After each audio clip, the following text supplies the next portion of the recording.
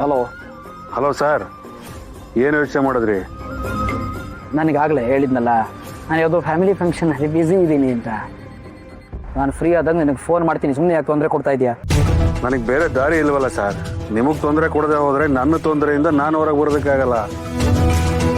ನಿಮಗೆ ಮಾತ್ರ ಫ್ಯಾಮಿಲಿ ಅಲ್ಲ ಸರ್, ನನಗೂ ಫ್ಯಾಮಿಲಿ ಇದೆ, ನನಗೂ ಫ್ಯಾಮಿಲಿ ಈವೆಂಟ್ ಇರುತ್ತೆ. ಹಾಗಂತ ನಮ್ಮ ಕೆಲಸನ ನಾವು ಮರೆಯೋಕ್ಕಾಗತ್ತಾ ಸರ್? ತೊಂದರೆ ತಂದ್ಕು ಅಂತ ನಾನು ಹೇಳಿದ್ನ ನಿನಗೆ. ನಿನಗೆ ತೊಂದರೆ ಆದರೆ ನಾನೇನು ಮಾಡಬೇಕು? ಸರ್, ಕೋಗಿಲೆಗೆ ಯಾರು ಹಾಡೋದನ್ನು ಹೇಳ್ಕೊಡಲ್ಲ, ನರಿಗೆ ಕೂಗೋದನ್ನು ಹೇಳ್ಕೊಡಲ್ಲ. ಹಾಗೆ ಸರ್, ಕೆಲವೊಂದು ಸಮಸ್ಯೆಗಳು ನಮ್ಮನ್ನ ಹೇಳಿ ಕೇಳಿ ಬರುತ್ತಾ? ಇಲ್ಲ ಅಲ್ವಾ? ಆದರೆ ಸಮಸ್ಯೆ ಬಂದಾಗ ಪರಿಹಾರ ಮಾಡ್ಕೊಳ್ಳೋದು ನಮ್ಮ ಕರ್ತವ್ಯ ಅಲ್ವಾ? ಅದಕ್ಕೆ ನಿನಗೆ ತೊಂದರೆ ಆದ ತಕ್ಷಣ ನನಗೆ ದುಡ್ಡು ಕೊಟ್ಬಿಡ್ಬೇಕಾ? ಇದೇ ಅಲ್ವಾ ಸರ್ ಲಾಜಿಕ್ಕು? ನಿಮ್ಮ ಪಾಡಿಗೆ ನೀವು ಕೆಟ್ಟ ಕೆಲಸನ ಮಾಡಿ ಸುಮ್ಮನೆ ಇದ್ಬಿಟ್ರೆ ಆ ದೇವರು ನನ್ನಂತವನೊಬ್ಬನನ್ನ CCTV ಥರ ನಿಮ್ಮ ಹಿಂದೆ ಬಿಟ್ಟಿರ್ತಾನೆ. ನೀವೀಗ ನನಗೆ ಸಹಾಯ ಮಾಡಲಿಲ್ಲ ಅಂದರೆ ನೀವು ಮಾಡಿರೋ ಕೆಟ್ಟ ಕೆಲಸನ ಇಡೀ ಪ್ರಪಂಚಕ್ಕೆ ತೋರಿಸ್ಬಿಡ್ತೀನಿ ಸರ್. ಒಂದ್ಸಲಿ ತಪ್ಪು ಮಾಡಿದ್ರೆ ಹ್ಞೂ ಅನ್ಬಹುದು, 2 ಸಲ ಮಾಡಿದ್ರೆ ಪರವಾಗಿಲ್ಲ ಅಂತ ಬಿಡಬಹುದು. ಪದೇ ಪದೇ ತಪ್ಪು ಮಾಡ್ತಾ ಇದ್ರೆ ಚೆನ್ನಾಗಿರೋದಿಲ್ಲ.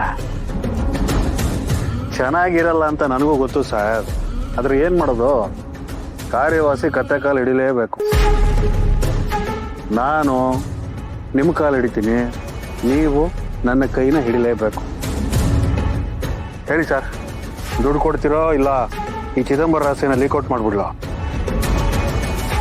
ಅದೆಲ್ಲ ಏನು ಬೇಡ, ನಾನು ದುಡ್ಡು ಕೊಡ್ತೀನಿ.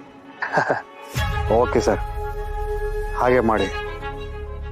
ಆದರೆ ಇನ್ನೊಂದು ವಿಷಯ ಸರ್, ಹೋದ ಸಲ ಮಾಡಿದಾಗೆ ಈ ಸಲನೂ ನನ್ನನ್ನು ಹಿಡಿಯೋದಕ್ಕೆ ಅಂತ ಹುಡುಗರನ್ನ ಕರೆಸಿದ್ರೆ ನಾನು ಹುಷಾರಾಗಿರ್ತೀನಿ ಸರ್.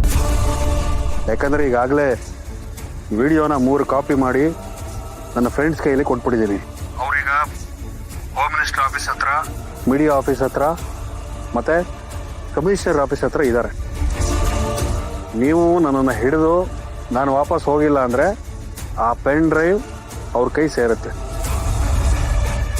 ಆಮೇಲೆ ನಾನಲ್ಲ, ಆ ದೇವರು ಬಂದರೂ ನಿಮ್ಮನ್ನು ಕಾಪಾಡೋದಕ್ಕಾಗಲ್ಲ ಸರ್. ಈ ವಿಷಯ ಇಡೀ ಪ್ರಪಂಚಕ್ಕೆ ಬಿಟ್ಟಿರುತ್ತೆ.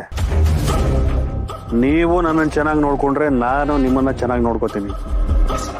ಇದು ನನ್ನ ಕೊನೆ ಪ್ರಯತ್ನ ಸರ್. ಇನ್ನು ಯಾವತ್ತು ಜೀವನದಲ್ಲಿ ನಿಮ್ಮ ಸಹವಾಸಕ್ಕೆ ಬರಲ್ಲ. ಹೋದ್ ನಿಂದು ಹೀಗೆ ಹೇಳಿದ್ಯಲ್ಲ, ಆದರೆ ಈಗ ಮತ್ತೆ ಬ್ಲ್ಯಾಕ್ ಮೇಲ್ ಮಾಡಕ್ಕೆ ಫೋನ್ ಮಾಡಿದ್ಯಾ? ಮಾತಿಗೆ ತಕ್ಕಂತೆ ನಡ್ಕೊಳ್ಳೋರು ಬರ್ತಾನೆ ಏನಾಯ್ತು? ಏನು ಮಾಡೋದು ಸರ್, ಮೊಂಡ್ತಿವನ ಕೆಲಸ ಮಾಡಿಬಿಟ್ಟಿದ್ದೀನಿ. ಇದು ಲಾಸ್ಟ್ ಟೈಮ್ ಸರ್.